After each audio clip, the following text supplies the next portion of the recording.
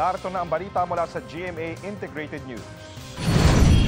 Hindi muna titigitan ng Metro Manila Development Authority ang mga mahuhuling driver ng mga e-trike, e-bike at iba pang katulad na sasakyan na simula ngayong araw ay bawal na pong dumaan sa mga national road sa NCR. Ayon sa MMDA, sisitahin lang muna ang mga mahuhuli. Ang ilan sa mga maagang nasita sa Maynila kanina umalma dahil ito raw ang pinagkukunan nila ng pangkabuhayan. Simula naman sa Miyerkules, pagmumultahin na ang mga mahuhuli. Sa kautusan ng MMDA, 2,500 pesos ang halaga ng multa. Narito naman iba pang balitang binabantayan ng GMA Integrated News. Libreng sakay alok ng ilang lokal na pamahalaan at LTFRB ngayong unang araw ng transport strike. Department of Foreign Affairs na babahala sa tumitinding tensyon sa pagitan ng Israel at Iran.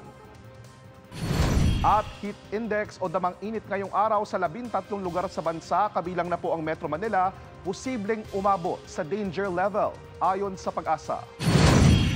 Para sa mas malaking misyon at mas malawak na paglilingkod sa bayan, ako po si JP Soriano ng GMA Integrated News, ang News Authority ng Pilipino.